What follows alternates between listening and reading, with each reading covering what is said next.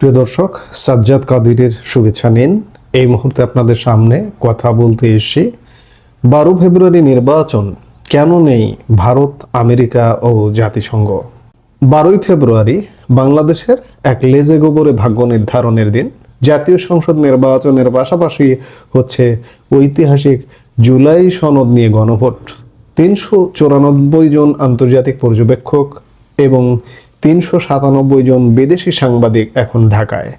পাকিস্তান, চীন থেকে শুরু করে ইউরোপীয় দেশগুলোর প্রতিনিধিরা আছেন, কিন্তু অবাক করার মতো বিষয় হলো তালিকায় নেই বাংলাদেশের নিকটতম প্রতিবেশী ভারত, নেই যুক্তরাষ্ট্র কিংবা জাতিসংঘের কোনো প্রতিনিধি।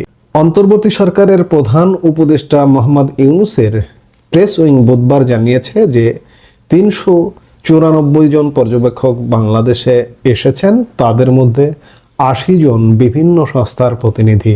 যেসব দেশের সঙ্গে বাংলাদেশের দ্বিপাক্ষিক সম্পর্ক রয়েছে সেই সব দেশ থেকে এসেছেন 240 জন। তাদের মধ্যে ইউরোপের পর্যবেক্ষকরাও রয়েছেন। এছাড়া বিভিন্ন আন্তর্জাতিক প্রতিষ্ঠানের 51 জন পর্যবেক্ষক এসেছেন বাংলাদেশে।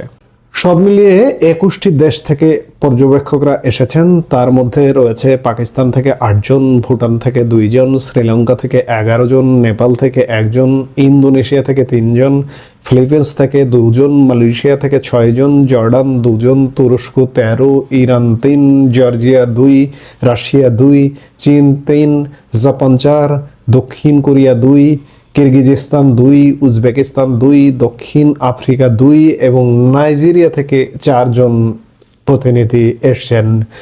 এই তালিকায় ভারত এবং আমেরিকার অনুপস্থিতি নিয়ে প্রশ্ন উঠেছে।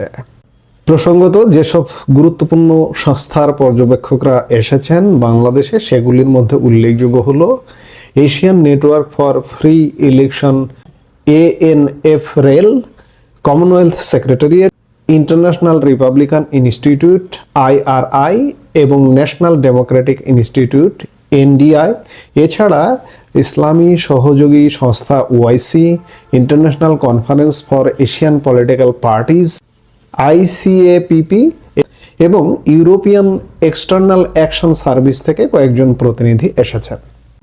বিশেষ করে ভারত, যুক্তরাষ্ট্র এবং জাতিসংঘের কেন এই অনুপস্থিতি? এটি কি কেবল নিরাপত্তার অভাব নাকি বড় কোনো কূটনৈতিক বার্তা? দক্ষিণ এশিয়ার রাজনীতিতে যে ভারতের প্রভাব সব থেকে বেশি, সেই ভারতের একটি নামও প্রতিনিধি তালিকায়, পর্যবেক্ষক দলে বা প্রতিনিধি তালিকায় নেই।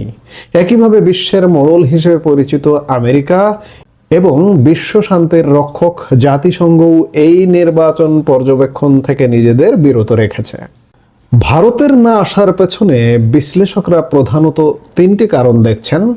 প্রথমত, নিরাপত্তা ও ভারত বিরোধী হাওয়া।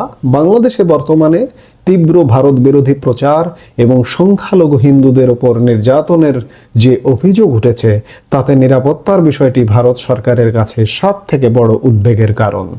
দ্বিতীয়ত, ডক্টর ইউনূস সরকারের সাথে টানাপোড়েন। শেখ হাসিনা সরকারের পতনের পর বর্তমান অন্তর্বর্তী সরকারের সাথে নয়াদিল্লির সম্পর্ক আগের মতো মসৃণ নয়। তৃতীয়ত এবং সব থেকে গুরুত্বপূর্ণ কারণ, অনেকের মতে নয়াদিল্লি মনে করে সাবেক প্রধানমন্ত্রী শেখ হাসিনার দল আওয়ামী লীগকে বাদ দিয়ে এই নির্বাচন কখনোই পূর্ণাঙ্গ গণতান্ত্রিক হতে পারে না।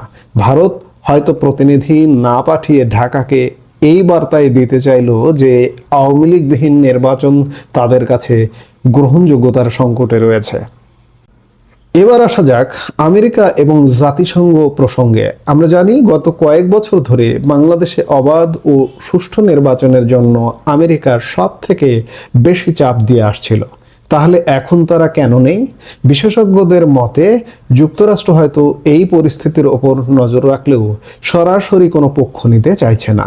অন্যদিকে জাতিসংঘ সাধারণত কোনো দেশের অভ্যন্তরীণ নির্বাচনে সরাসরি পর্যবেক্ষক পাঠায় না, যদি না সেখানে বড় কোনো অস্থিরতা বা বিশেষ কোনো অনুরোধ থাকে। তবে ভারত ও আমেরিকার এই একযোগে দূরত্ব বজায় রাখা বর্তমান নির্বাচন আয়োজক অন্তর্বর্তীকালীন সরকার এবং আগামীর যে সরকারটি আসছে সেই সরকারের জন্য এক বড় কূটনৈতিক চ্যালেঞ্জ হয়ে দেখা দিতে পারে। একদিকে পাকিস্তান ও চীনের মতো দেশগুলোর সক্রিয় অংশগ্রহণ, অন্যদিকে ভারত আমেরিকার যৌথ অনুপস্থিতি বাংলাদেশের রাজনীতিতে কি নতুন কোনো মেরুকরণ ঘটতে যাচ্ছে আগামীতে? যেখানে ইউরোপীয় পর্যবেক্ষকরা নির্বাচন দেখছেন, সেখানে আঞ্চলিক শক্তির এই নীরবতা নির্বাচনের পরবর্তী গ্রহণযোগ্যতা নিয়ে প্রশ্ন তুলতে পারে। জুলাই সনদের গণভোট এবং সংসদ নির্বাচন কি পারবে বিশ্ববাসীর আস্থা অর্জন করতে? বাংলাদেশের এই নির্বাচন কেবল একটি ভোট নয়, এটি একটি রাষ্ট্রের ভবিষ্যৎ গতিপথ পরিবর্তনের লড়াই। ভারত ও আমেরিকার অনুপস্থিতি কি বাংলাদেশের জন্য শুভ না অশুভ? আর এই শুভ অশুভ দেখতে হলে নির্বাচন পরবর্তী সময়ে আমাদের দেখতে হবে যে ভারত এবং আমেরিকার সাথে কূটনৈতিক সম্পর্ক কি হচ্ছে, কিংবা নতুন সরকার কিভাবে কার্যক্রম চালাচ্ছে। সেগুলো দেখলেই বোঝা যাবে যে কেন আজকে নির্বাচনে ভারত এলো না, মার্কিন যুক্তরাষ্ট্র এলো না। আমরা নিশ্চয়ই সেগুলো দেখব। এই মুহূর্তে এ পর্যন্তই। সবাই ভালো থাকুন, সুস্থ থাকুন।